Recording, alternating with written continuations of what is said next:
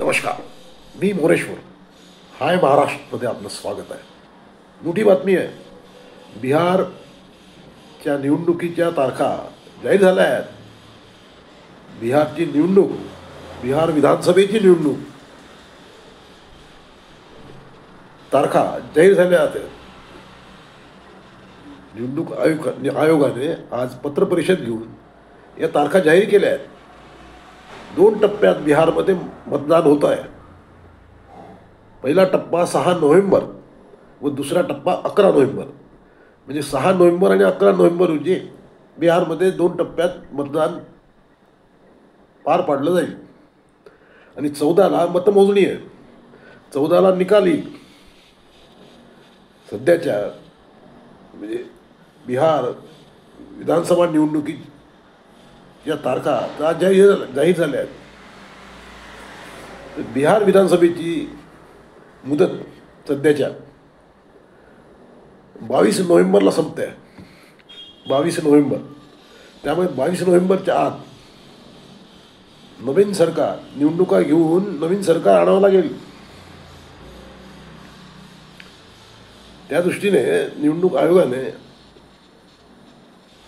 आज पत्रपरिषद घेऊन निवडणुकीच्या तारखा जाहीर केल्या आहेत. आणि या तारखांचं स्वागतच होत आहे. कारण NDA आणि राजद दोघांनी निवडणुका 2 टप्प्यात घेण्याची मागणी केली होती. ती त्यांची मागणी मान्य झाली आहे. 2 टप्प्यात निवडणूक आहेत. त्यामुळे वातावरण चांगलं आहे.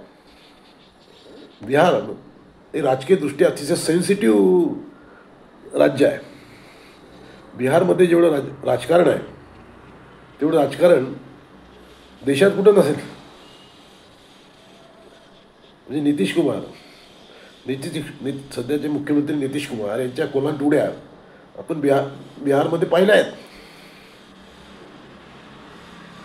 2 वेळा कोलांटुड्या मारून त्यांनी कधी भाजपसोबत तर कधी लालूसोबत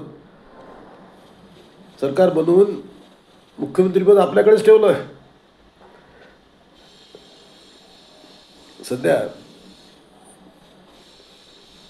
नितीश कुमारच मुख्यमंत्री आहेत. नितीश कुमार यांचे फक्त 43 आमदार आहेत. फक्त 43. त्यांच्या भरोशावर त्यांनी हे राजकारण खेळलं आहे. पूर्ण 5 वर्षे बिहारमध्ये नितीश कुमार. आणि नितीश कुमार सध्या NDA सोबत आहेत, मोदींसोबत आहेत. त्यामुळे आता जागा वाटप कसं होते, काय होते त्याच्यावर सारा खेळ आहे. बिहारमध्ये एकूण 243 जागा आहेत. 243, 243. त्यातल्या 203 जागा 203 या खुल्या प्रवर्गासाठी आहेत. बाकी रिझर्वेशनमध्ये आहेत.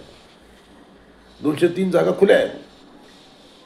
7,43,00,000 मतदार आहेत बिहारमध्ये. 14 लाख मतदार यंदा प्रथमच वोटिंग करणार आहेत.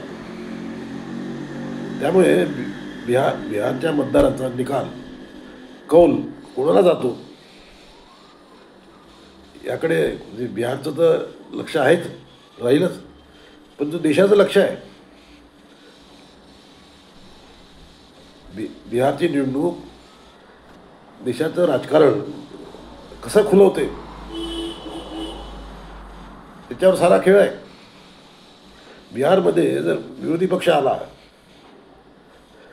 तर देशाचं राजकारण वेगळं वळण घेऊ शकते. त्यामुळे बिहारच्या निवडणुकीकडे सारेच अतिशय जवळून सावधपणे पावलं टाकतायत. बिहारची निवडणूक झाल्यानंतर लगेच राज्यांच्या निवडणुका सुरू होणार आहेत. बंगाल आहे, उत्तर प्रदेश आहे. पुढं एका पाठोपाठ एक राज्याच्या निवडणुका आहेत. त्यामुळे आता बिहार काय कौल देतो काय निकाल देतो त्याच्यावर देशाचा जनमताचा कौल कळणार आहे. मोदींच्या सरकारबद्दल लोकांच्या मनात काय भावना आहेत ते या निमित्ताने कळणार आहे. तर या तारखा कशा वाटल्यात आपल्याला? बिहारमध्ये तर स्वागत होत आहे.